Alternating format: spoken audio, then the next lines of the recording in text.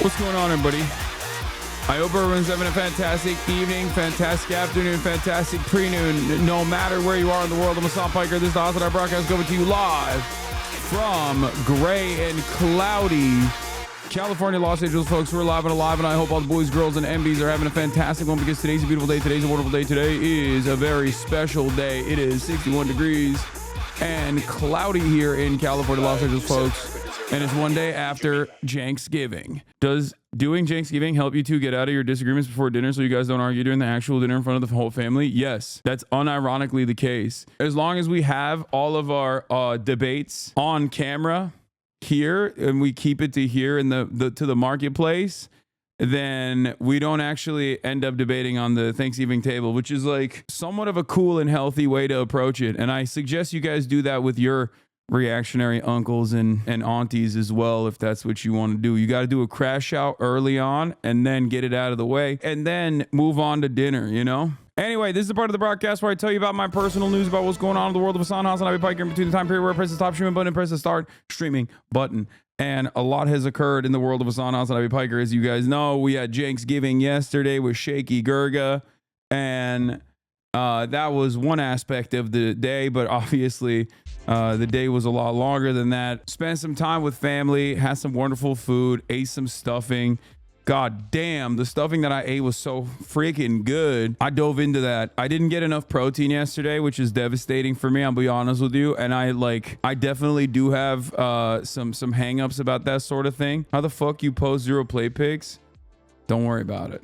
What I eat is my business, okay? And not yours. I love that I eat in front of the camera every single fucking day. And the one day that I eat by myself without sharing with chat, there's still hella people in the chat going, why do you share no, plate pic? What the hell? It's for me and myself and I. How about you calm down? Anyway, there was an endless amount of food. And before people say, how do you not get enough protein? And it's like, yeah, dude, because turkey is the most inconsequential aspect of Thanksgiving. A lot of people think, oh, turkey, you got to get it. You got to fry it, yada, yada, yada. Who cares about the turkey, dude? The real eaters know it's the sides. The real eaters know the turkey is a vehicle to eat the sides. And that's precisely what I did. That's precisely what I did. I had stuffing, mashed potatoes and gravy. There's this like cornbread pudding thing that was insane, like actually insane. But the stuffing is the best. They make it with bacon. This place that we get it from. Whoo, sheesh. Turkey, dark meat, white meat, don't matter. I eat both. I don't care. I love both. And then I didn't even stop there. After the whole meal, I had to eat Tums. That's how bad it was because it was so greasy. And I guess like I eat super healthy for the most part and super clean for the most part. So like I literally was like, I was getting agita. I was getting heartburn. Like, you know, when you burp and then the acid reflux kicks in, that's what was happening. And honestly, I had to take some Tums, and then afterwards, as a digestif, I had a bunch of cheeses because my mom, you guys might know this already, Dr. Anne, loves making charcuterie plates. I was just going to town on some sharp cheddar, some Emmental, No desserts, big dog. Yeah, I had a little bit of dessert. Like, it's fine. It wasn't like that crazy. The dessert game wasn't that crazy, if I'm being real, if I'm being honest. They had apple pie. Someone brought flan, which wasn't that good. Take on pecan pie. It's the best one out of all the pies, I think. No pumpkin. Nah, we don't fuck with pumpkin. We're too not American to fuck with pumpkin. If you didn't have cheese with that apple pie, go fuck yourself. Okay, bro, calm down. Like, no, I didn't have it. Did you guys sing karaoke afterwards? No, but we did like a gift exchange and shit too. Like we always do. I don't know why. And it was all right. Like, you know, it's fine. No debates, no nothing. Please try to stay calm, but I'm 100% sure the guest on stream yesterday was actually Ben Shapiro in elaborate makeup to try and look like Mr. Gurga. Yeah, honestly, it was a weird situation, wasn't it? Watching KYRIE playing ball yesterday was my highlight. Dude, stop. Secrets of basketball. I'm not kidding. I watched this whole thing. I watched this whole thing with tears in my eyes, okay? There's a lot of big content creators out there to do a whole bunch of cool ass shit. CENAT has done so much cool shit. This is the first time, honest to God, in my entire life where I have been jealous I straight up, I'll say it openly. I was sitting there so envious. I have never experienced this feeling about any sort of content creation, any sort of content creator ever in my life. You guys know I love Kyrie Irving. You know I have 11 pairs of his shoes. When he got canceled and his lost his shoe deal, I went and I bought 10 pairs of his Flat Earther 7s. 10. I already had one and I got 10 of them. I love him. I love him. He's one of the best ball handlers in the NBA overall. He's just an incredible player. Not only is he an incredible player, but also he is pro-Palestine through and through. I mean, it's kind of wild that Kai invited a indigenous man for Thanksgiving dinner who also happens to be Muslim too on top of that. Like he's already like he's got a crazy background. God damn, dude. This was watching him teach CENAT how to shoot, like telling him that he has to use the curves on the ball. It was like I had a little tear. I had a little tear that I might have tore. A little tear that I toured. Oh God, it was so. It was. I mean, it's incredible. I mean, he's doing the damn thing. Kai's doing the damn thing. Would you rather meet Kyrie or LeBron? Ooh, that's I mean, it's LeBron. I wanted to make it seem like it was a tough choice, but come on. I mean, that's LeGod, dude. What do you mean? It's like Kyrie Irving is like chill and I want to hang out with him and it would be amazing and I love him, but like then you have the God, LeGod. Kyrie would have been executed for witchcraft if he was balling out in the 1600s, brother. I mean, he's a black man who also is of indigenous descent as well. So yeah, but you're right. The way he balls out is magic. That is true. How much would you pay to let LeBron dunk on you? What do you mean let LeBron dunk on me? There's no letting LeBron. If LeBron wants to dunk on you, he will dunk on you. There is no letting. You think I gotta stop LeBron James, the LeBron James, from dunking on me if he saw fit? I would be honored. I would never shower again. If his nutsack was on my fucking forehead, if he posterized me, I would be like, all right, we're good. No more showering. I would live forever with the glory. All right, anyway, but this was cool. On, man. Yo, school with Kyle. Yeah, James Naismith isn't here anymore, man. And God rest his soul. One of my mentors, big brother Kobe's not here to be here because he did a great job of leaving a blueprint like for us to follow. Basketball, it's like dancing. It's like watching your favorite movie. You gotta really love it. You can't just be out on the court BSing, right? You can't come out here and disrespect so wise. The legend. He's so fucking wise. Also, this is me. His face this entire time is me. Look at his eyes, bro. Look at him. Look at my man. I'm him. Okay, he is me. Look at the love that he has. That have come before you.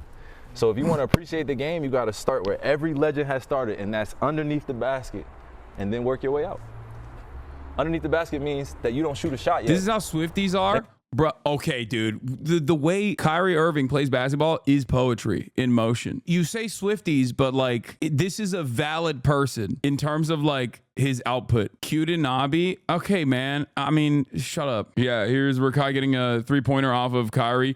Yeah, Kyrie Irving bet $1,500 against each person that they won't make a shot against them, but Rakai was one of the 3 people to make the shot with Kyrie contesting the shot too. So wait, 3 of them got it off? Oh my goodness.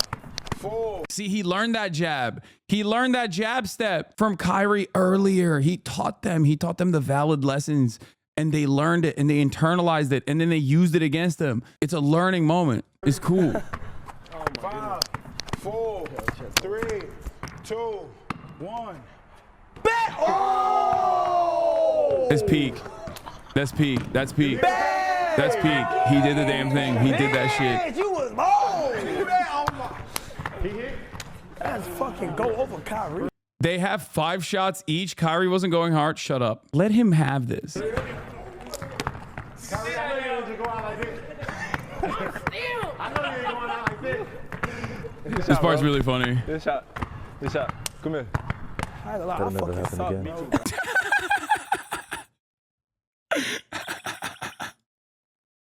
He pulls him in. Come here.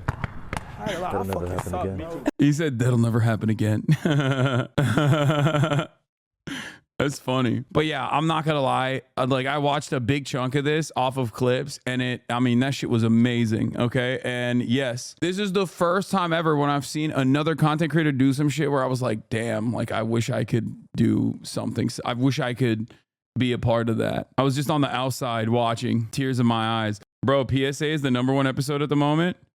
Wait, what? This is the #1 episode right now? Bro, what is happening? Bruh, my podcast on Pod Save America is right now the #1 episode. I saw the Pod Save America episode that we did already past the one that they did with the consultants, which I thought was really funny because it's like, this is objectively a more important, more newsworthy episode. This is the first time that the Kamala Harris campaign has actually like been on the record defending their own positions and doing a spectacularly bad job at it. The fact that my episode with Jon Favreau blew past that episode is insane to me already in one day. But yeah, honestly, like I said, this is like a perfect distillation. This is a perfect episode that you can show your boomer parents and stuff like that. What is this? This is the podcast apple.com charts. Wow. Top shows right now. Top episodes. #2 on Apple. Wow. Get These Incels to Work is at #2 now. Wow. That's crazy. Wow. That's pretty cool, man. That's cool. I didn't even realize it was like that. That's a W moment for sure.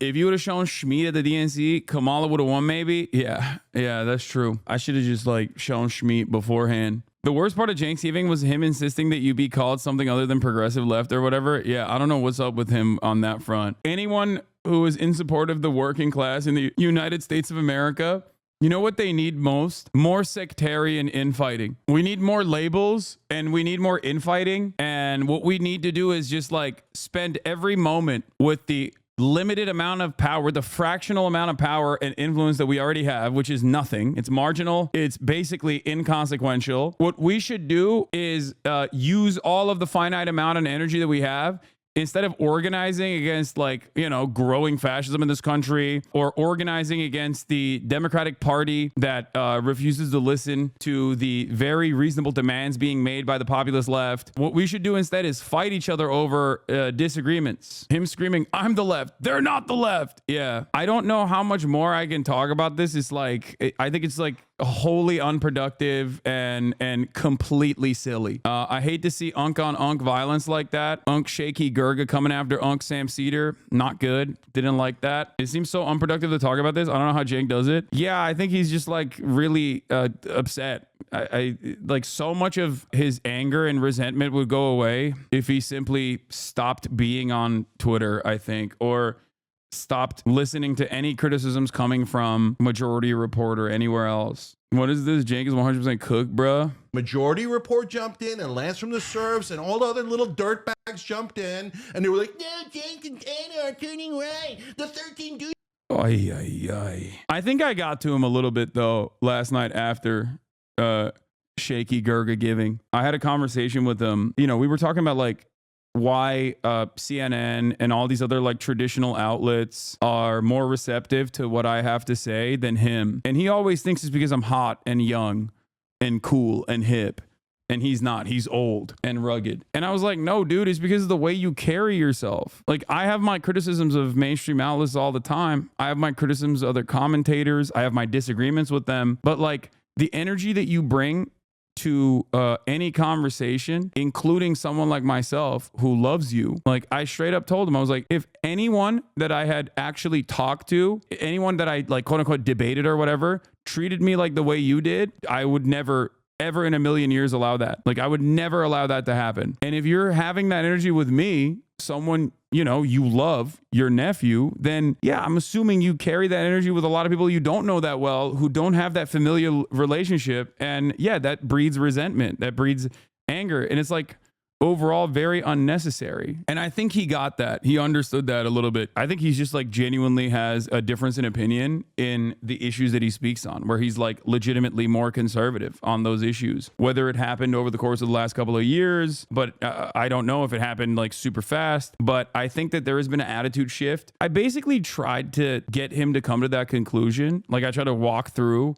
the steps slowly but surely by being like, there was a point where you were a fighter. You've always been a progressive fighter, right? You did not worry yourself about like what the democratic wishes of the base of support in the party looks like. You don't worry about that when it comes to Medicare for all, because you know that's right. And you know that if you champion that message, then like people will inevitably come on board with that. But it seems like for a lot of these other issues, you're willing to cast aside certain groups in the way that you communicate about these issues because you're terrified of the fact that there is no solution that the Democratic Party will offer them. And I think there is a crisis here born out of nihilism, born out of being a progressive champion for 25 plus years, as Cenk has been, where he is basically throughout time recognized that like no solutions are coming, no broad sweeping solutions that will tackle the issue exactly at the root cause, you know, fixing the housing market, adding additional social safety nets, after school programs and the like. So he's like, we have to stop the bleeding. And the only way to stop the bleeding is by being even more aggressive and being even more violent in our penalties. And that in and of itself is a terrifying prospect. That's when you cave to the reactionary in your mind. When you give in, we're at the precipice of Weimar Germany style governance here. We have like the hyper nationalist, hyper right wing Republican Party, and we have the liberals that are also caving on those fears that they very effectively communicate to. But those fears are also coming out of like, you know, real societal problems. If there isn't a massive base that recognizes the problem and works actively to try and fix it, we're just going to keep bouldering towards fascism. I think he envies you and it's poisonous. You're ridiculous, dude. That's my uncle. He does not envy me. He is very proud and very happy for my success. That's crazy.